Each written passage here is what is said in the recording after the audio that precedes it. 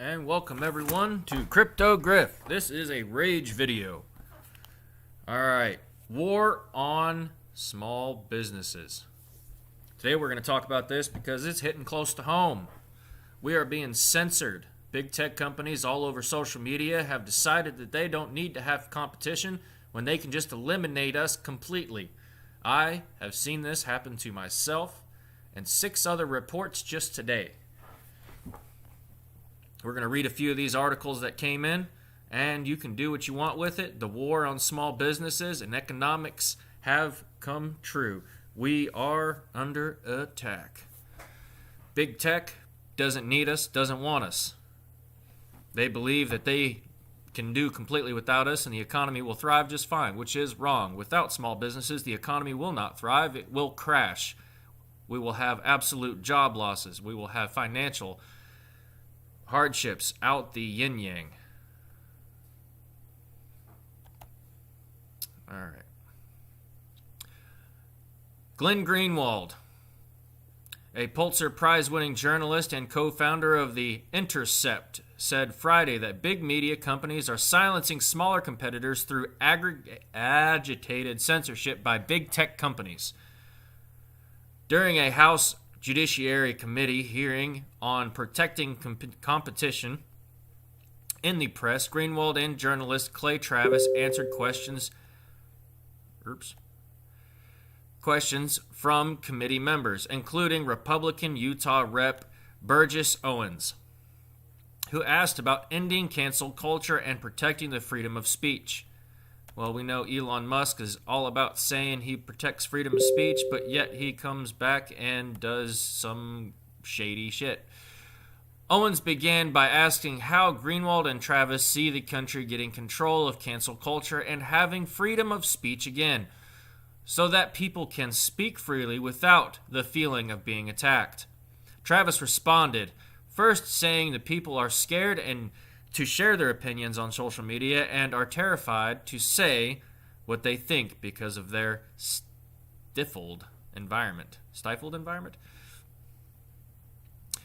That's been created.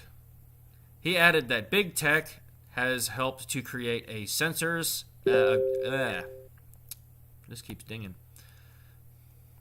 Censorous universe. Why does that keep happening? That punishes people by removing them from conversations and potentially their workplace. Like me with Twitter. Greenwald followed explaining the relationship between big media and big tech. Big media is big tech, so, you know. When it comes to empowering the act censorship, the one point I'd like to emphasize, Congressman, about all the big media, the largest media corporations in the United States are not opposed to the censorship behavior of big tech. Quite the contrary, they're the ones who have agitated for it most aggressively. Greenwald said, if you ask people in Silicon Valley, they will tell you they would all, tell you that they would, all other things being equal, prefer to be out of the business of content moderation and have been pressured by big media companies both for ideological and competitive reasons to silence others who might compete with these large outlets in the name of diversity, he continued. Now, this isn't just actual competitors. This is anybody who's trying to shillers, small businesses just trying to get their name out there, get noticed, you know? We're trying to get followers on this social media just so they can build a presence. But in previous applications, I'm going to go back to Twitter again with this. They required like 100,000 followers to open a business account. Now I think they did away with that, but now, you know, you just get banned for posting on it.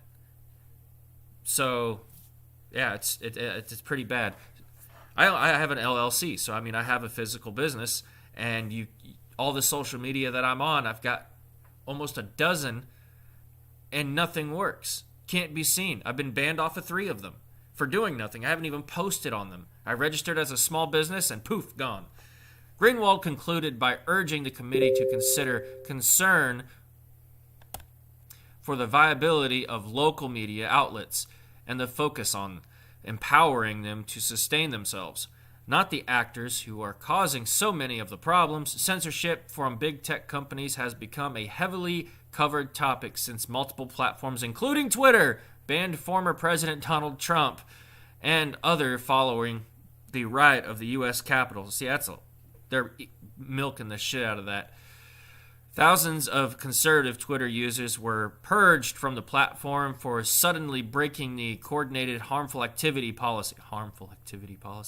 Some politicians have vowed to crack down on big tech with Republican government Ron DeSantis. I'll vote for him. Calling them the big tech cartel. I think that's the end of the article. The fact that we have to question our freedom of speech is a complete abomination. It shouldn't even be up for grabs. It's truly, I can't even talk right. It just got me all worked up. All right, there was another article in here. There it is. The war on small businesses. Normally when you are the first person to market with a major topic backed by a top-tier publisher, your book garners a ton of media interest. This was one of the positions I was in, bringing a topic, the war on small business, to politician via HarperCollins Broadside Books imprint at the end of June. It was an honor and a responsibility to recount in great detail the economic consequences of the government reaction to the pandemic, starting with the government picking winners and losers, labeling people and businesses as essential and non-essential. And they're talking about trying to stop racism, and then they just go ahead and start creating more, right? Based not on data and science, but based on political clout and connections. So it's not what you know, it's who you know. And what imperative to lay out the story of historic transfer of wealth from Main Street to Wall Street, where those capital access thrived and others fought to survive. And I provided a fully sourced roadmap of not only 2020 and early 2021 occurrences, but of the path of centralized power among big government, big business, and special interests that threaten wealth creation opportunities in average Americans and our country's economic freedom. Guys, like I told you in the last video, is like without small businesses, there will be no economy. We will not have an economy. We will not have freedom of speech. We will not have a government that's for the people. All right, it'll be complete dictatorship. We will no longer make choices. You will be receiving a government check and told to stay the fuck home. With that background, you would think that media coverage of the book would be vast. My publisher and editor certainly did. Now, despite no shortage of efforts, 3 weeks since publication, I have received a total of 0 book reviews. The main entities that would review such a book I have appeared on 0 morning television shows and 0 primetime shows on major networks or cable television. I say this as someone who has appeared in media, including on TV regularly, for around a dozen years. In fact, some of the entities who turned down coverage include shows where I have contributed on a variety of topics many times. How could this be? There is clearly a wide audience for the topic, with half of the U.S. economy in hands of small businesses, as well as around half of the jobs pre-COVID. The pieces that I was able to run on the topic and smaller and decentralized media did extremely well, so why the cold shoulder? As I have thought through it, there are a few possible explanations. One relates to the politicization of the spaghetti. Everything in terms of parties, politics, and people. If I had called the book Trump's War on Small Business or Biden's War on Small Business or the Democrats' War on Small Business, I'm sure it would have provoked partisan media attention. But that would have been swinginess. Fuck my words. As the problem isn't that of one person or one party. It's a systemic, and the last thing we need in this partisanship. Why do they make words so... It's too early for this. In fact, the war on small business is a topic that should bring people together, perhaps precisely why it wasn't appealing to many editors and producers in the corporate press.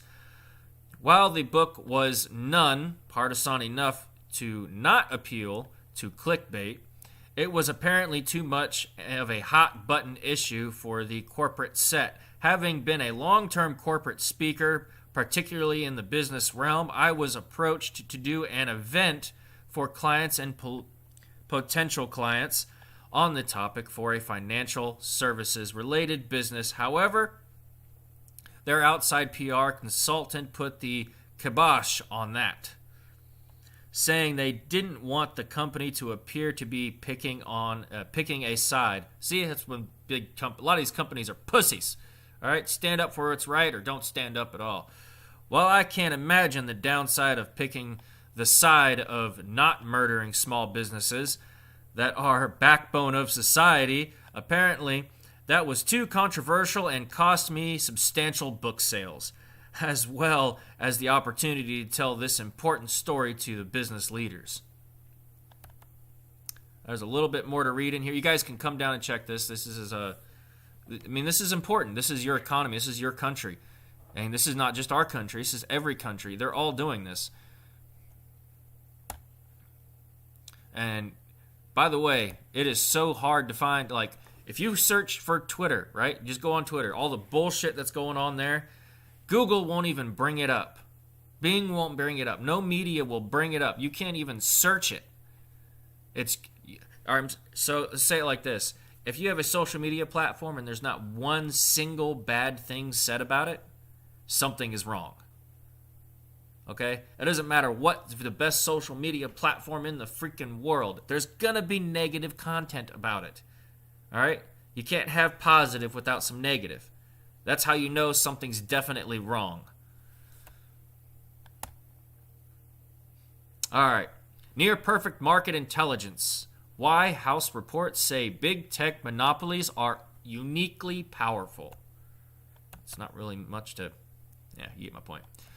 CNN, the biggest finding from this week, House antitrust reports on big tech. Isn't that Amazon, Apple, Google, just said that, and Facebook are monopolies. Believe it or not, monopolies are actually legal under current U.S. laws. Well, it's because they are part of the monopoly. Wouldn't make sense if it wouldn't, that way. You kind of expect the crooked-ass government that we live in today. What's not allowed in corporate malfeasance? Designed to preserve monopoly power at the expense of competition, and it's here that the House report makes its most significant claim, one that experts say may underpin future efforts by Congress to crack down on big tech. Tech giants have maintained their monopoly position, and the reports find by...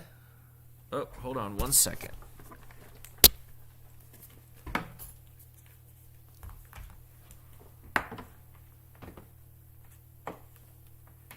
Bear with me.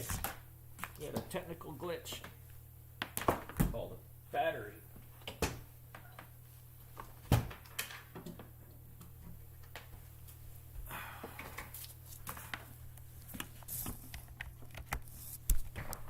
All right, we're back. Tech giants have maintained their monopoly position, the reports find, by using the vast amounts of data they've gathered on customers and other businesses in order to muscle out rivals, anything that's a small business, even startups, shut them down before they can get out, gain an advantage in the new product market, and reduce innovation by others. The conduct, the report alleges, is anti-competitive. Through using market power in one area to advantage a separate line of business, dominant firms undermine competition on the merits. The report concludes adding that due to their practical omniscience,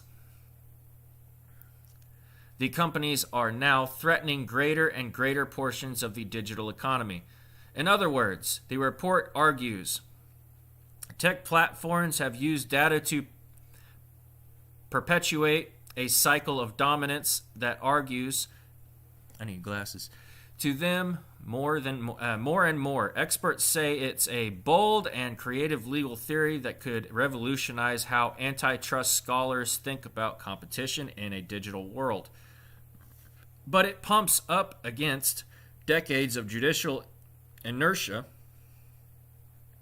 around antitrust thinking, raising questions about whether the rest of the government is ready to go where the House Antitrust Panel majority wants to lead. Follow the data.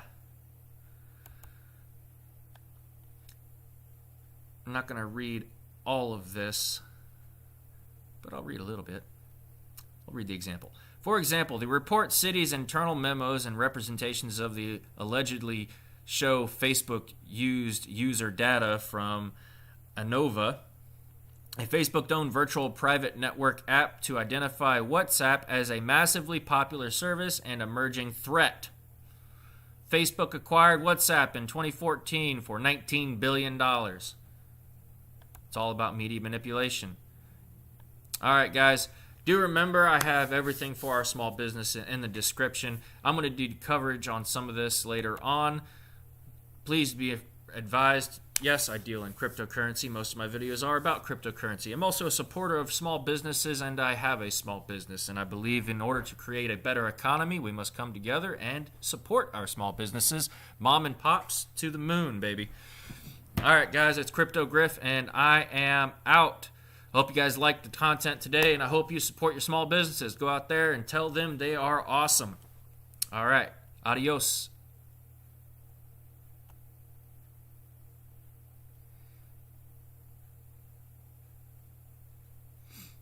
What just happened?